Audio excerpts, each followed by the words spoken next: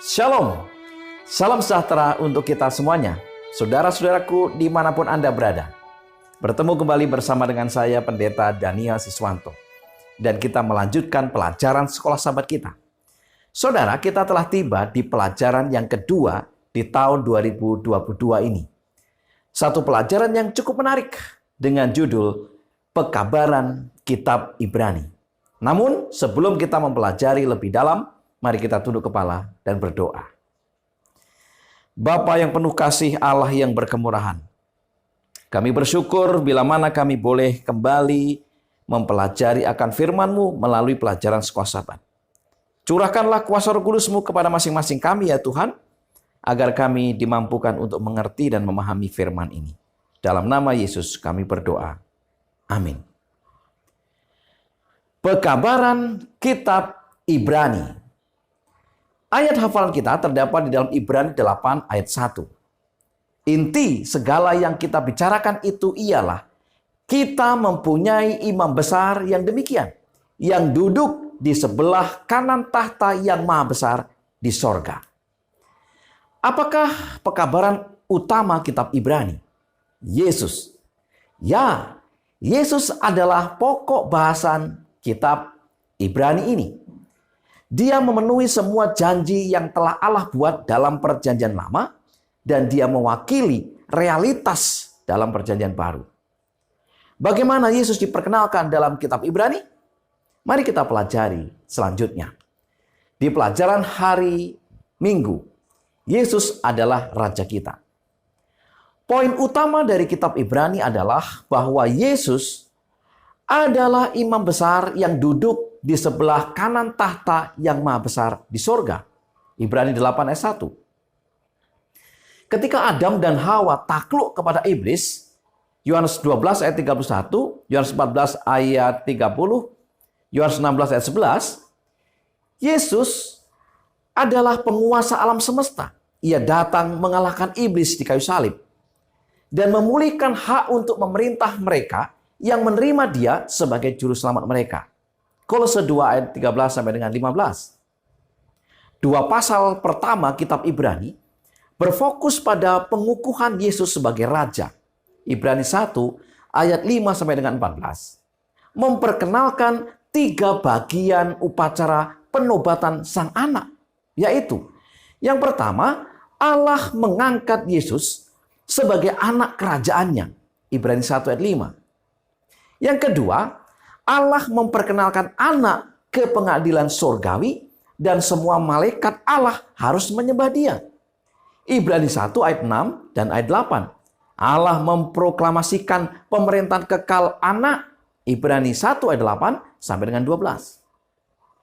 Dan yang ketiga, Allah menobatkan anak.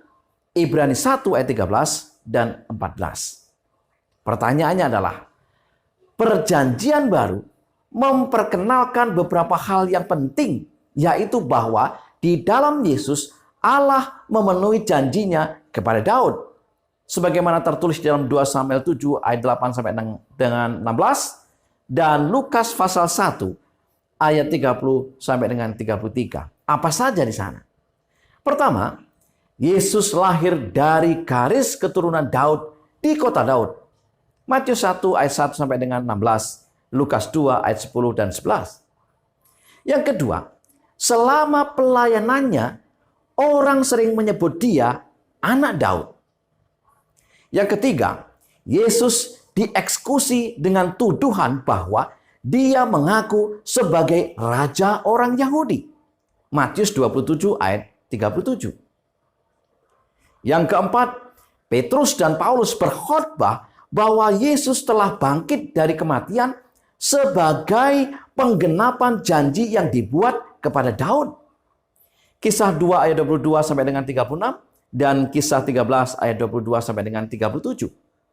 Dan yang kelima, Yohanes mengidentifikasi Yesus sebagai singa dari suku Yehuda. Wahyu 5 ayat yang kelima. Kitab Ibrani menyatakan bahwa Allah telah memenuhi janjinya kepada Daud di dalam Yesus. Allah memberinya nama yang agung. Ibrani 1 ayat 4. Allah mengangkat dia sebagai anaknya sendiri. Ibrani 1 ayat 5. Allah menegakkan tahtanya selamanya. Ibrani 1 ayat 8 sampai dengan 12. Dan Allah mendudukannya di sebelah kanannya. Ibrani 1 ayat 13 dan 14. Saudara sekalian, kita aman bersama Yesus. Walau di tengah badai pencobaan yang melanda, sebab Yesus adalah penguasa alam semesta. Di pelajaran hari Senin, Yesus adalah perantara kita. Janji apakah yang diberikan kepada Israel yang akan dipenuhi melalui raja keturunan Daud yang dijanjikan? Pertama, Israel akan disebut anak Allah. Ulangan 4 ayat 22 sampai dengan 23. Yang kedua, Allah akan memberi mereka tempat di mana mereka akan beristirahat dari musuh mereka. Ulangan 12 ayat 8 sampai dengan 10. Yang ketiga, Allah juga akan memilih tempat di antara mereka di mana namanya akan tinggal. 2 Samuel 7 ayat 9 sampai dengan 11. Dan yang keempat, janji-janji untuk Israel ini ditransfer kepada raja keturunan Daud yang dijanjikan. Dia akan diangkat sebagai anak Allah. Allah akan memberinya ketenangan dari musuh-musuhnya. Dan dia akan membangun sebuah tempat kudus untuk Allah di Sion, di mana nama Allah akan tinggal. Sebagaimana tertulis di dalam 2 Samuel 7 ayat 12 sampai dengan 14, Mazmur 132 ayat 1 sampai dengan 5, dan ayat 11 sampai dengan 14. Saudara-saudaraku yang kasih Tuhan, Allah akan memenuhi janjinya kepada Israel melalui raja keturunan Daud yang dijanjikan. Raja keturunan Daud akan mewakili Israel di hadapan Allah. Namun, sebagian besar raja-raja keturunan Daud tidak setia. Dan Allah tidak dapat memberkati Israel seperti yang dia inginkan. Kabar baiknya adalah bahwa Allah mengutus anaknya untuk dilahirkan sebagai anak Daud. Dan dialah Yesus yang setia dengan sempurna. Oleh karena itu, Allah sanggup memenuhi di dalam anaknya ini semua janji yang Allah buat kepada umatnya. Ketika Allah memberkati raja, semua rakyatnya menikmati keuntungan. Inilah sebabnya mengapa Yesus adalah perantara berkat Allah bagi kita. Dia adalah perantara karena dia adalah saluran yang melaluinya berkat Allah mengalir. Puji Tuhan. Harapan utama keselamatan kita hanya ditemukan di dalam Yesus dan apa yang telah Dia lakukan untuk kita.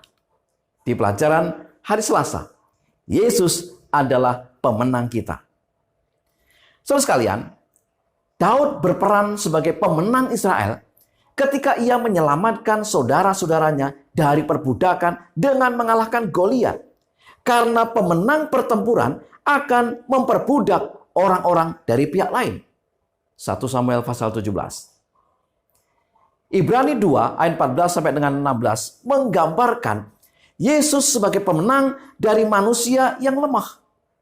Kristus menghadapi dan mengalahkan iblis dalam pertempuran tunggal dan membebaskan kita dari perbudakan. Pemulihan lengkap pemerintahan Allah atas umatnya datang bersama Yesus. Sebagai raja kita, Yesus memimpin kita dalam pertempuran melawan musuh. Di dalam Alkitab disebutkan, Yesaya 49 ayat 25. Sungguh beginilah firman Tuhan. Tawanan pahlawan pun dapat direbut kembali. Dan jarahan orang gagah dapat lolos. Sebab aku sendiri akan melawan orang yang melawan engkau. Dan aku sendiri akan menyelamatkan anak-anakmu. Efesus 6 ayat 10 sampai dengan 18. Menjelaskan bahwa kita sedang berperang dengan iblis. Namun kita tidak sendirian menghadapi musuh. Allah adalah pemenang kita. Dan dia pergi berperang di hadapan kita. Karena kita adalah bagian dari tentaranya, maka kita harus menggunakan perlengkapan senjatanya. Saudara sekalian, kita akan menang dalam pergumulan kita setiap hari dengan diri sendiri, dengan pencobaan yang datang, dan lain sebagainya. Apabila kita mengenakan seluruh perlengkapan senjata Allah dan berperang bersama di belakang pemenang kita, yaitu Allah sendiri. Efesus 6 ayat 11. Kenakanlah seluruh perlengkapan senjata Allah supaya kamu dapat bertahan melawan tipu muslihat iblis. Di pelajaran hari Rabu, Yesus adalah imam besar kita. Ibrani pasal 5 sampai dengan pasal 7 memperkenalkan Yesus sebagai imam besar. Hal ini sesuai dengan janji yang Allah buat kepada raja keturunan Daud yang dijanjikan bahwa dia akan menjadi imam untuk selama-lamanya menurut peraturan Melkisedek. Mazmur 110 ayat 4 dan Ibrani 5 ayat 5 dan 6. Apakah fungsi seorang imam? Sebagaimana tertulis dalam Imamat 1 ayat 1 sampai dengan 9, Imamat 10 ayat 8 sampai dengan 11, Bilangan 6 ayat 22 sampai dengan 26, Maleakhi 2 ayat 7, Ibrani 5 ayat 1 sampai dengan 4. Inilah beberapa fungsi itu. Pertama, imam diangkat atas nama manusia untuk mewakili mereka dan mengantarai hubungan mereka dengan Allah dan hal-hal yang berkaitan dengan Allah. Yang kedua, imam adalah seorang perantara. Ini berlaku untuk setiap sistem keimamatan, baik Yahudi, Yunani, Romawi, atau lainnya. Yang ketiga, imam memungkinkan kita berhubungan dengan Allah dan semua yang dilakukan imam bertujuan memfasilitasi hubungan antara kita dan Allah. Yang keempat, imam mempersembahkan korban atas nama manusia. Orang-orang tidak dapat mempersembahkan korban ini kepada Allah secara pribadi. Imam tahu bagaimana kita dapat mempersembahkan korban yang dapat diterima, sehingga pemberian kita dapat diterima oleh Allah atau dapat memberikan pembersihan dan pengampunan. Yang kelima, imam juga mengajarkan hukum Allah kepada orang-orang. Mereka ahli dalam perintah Allah dan bertanggung jawab untuk menjelaskan dan menerapkannya. Dan yang keenam, imam juga memiliki tanggung jawab memberkati dalam nama YHWH. Melalui mereka, Allah mengantarai kemauan baik dan tujuan kemurahannya bagi orang-orang. 1 Petrus 2 ayat 9 menjelaskan bahwa kita adalah orang yang percaya kepada Yesus yang disebut imamat yang rajani. Peran ini menyiratkan hak istimewa yang luar biasa. Saudara sekalian, seperti halnya imam bisa mendekati Allah di tempat kudus sekarang ini, kita dapat mendekati Allah melalui doa dan dengan keyakinan. Ibrani 4 ayat 14 sampai dengan 16, Ibrani 10 ayat 19 sampai dengan 23. Namun ada tanggung jawab penting di balik peran kita sebagai imamat yang rajani. Apakah tanggung jawab tersebut? Kita harus bekerja sama dengan Allah dalam pekerjaannya menyelamatkan dunia. Dia ingin agar kita mengajar dan menjelaskan hukum dan peraturan Allah kepada orang lain. Dia juga ingin agar kita mempersembahkan korban pujian dan perbuatan baik yang menyenangkan Dia. 1 Petrus 2 ayat 9. Tetapi kamulah bangsa yang terpilih, imamat yang rajani, bangsa yang kudus, umat kepunyaan Allah sendiri, supaya kamu memberitakan perbuatan-perbuatan yang besar dari Dia, yang telah memanggil kamu keluar dari kegelapan kepada terangnya yang ajaib. Di pelajaran hari Kamis, Yesus mengantarai perjanjian yang lebih baik. Saudara sekalian, Ibrani 8 sampai dengan 10 memberikan gambaran akan pekerjaan Yesus sebagai perantara sebuah perjanjian baru. Tradisi di perjanjian lama dirancang untuk menggambarkan, untuk mengilustrasikan pekerjaan yang akan Yesus lakukan di masa depan. Para imam menggambarkan Yesus, tetapi mereka fana dan orang berdosa. Mereka tidak dapat memberikan kesempurnaan seperti yang Yesus lakukan. Dan mereka melayani di tempat kudus yang merupakan gambaran dan bayangan, Ibrani 8 ayat 5, dari tempat kudus surgawi. Yesus melayani di tempat kudus yang benar dan memberi kita akses kepada Allah. Pengorbanan hewan menggambarkan kematian Yesus sebagai korban untuk kita. Tetapi darah hewan tidak dapat membersihkan hati nurani. Darah Yesuslah yang memurnikan hati nurani kita, sehingga kita dapat mendekati Allah dengan keberanian. Ibrani 10 ayat 19 sampai dengan 22. Saudara sekalian, apa yang dijelaskan selanjutnya di dalam Ibrani 8 ayat 8 sampai dengan 12 tentang janji Allah di dalam perjanjian baru. Bahwa Bapa meresmikan perjanjian baru yang akan menyelesaikan apa yang hanya bisa diantisipasi oleh perjanjian lama. Perjanjian baru memberikan apa yang hanya bisa dilakukan oleh imam manusia ilahi yang sempurna, kekal. Yesus imam besar kita tidak hanya menjelaskan hukum Allah, tetapi menanamkan hukum itu di dalam hati kita. Yesus imam besar kita menawarkan pengorbanan yang membawa pengampunan. Yesus imam besar kita membersihkan dan mengubah kita. Dia mengubah hati kita dari batu menjadi daging. Yeskel 36 ayat 26. Dia benar-benar menciptakan kita lagi. Di dalam 2 Korintus 5 ayat 17 menjadi ciptaan yang baru.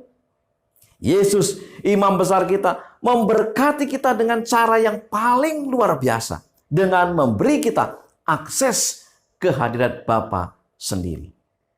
Sungguh luar biasa. Perjanjian lama menunjuk pada masa depan, pada pekerjaan Yesus.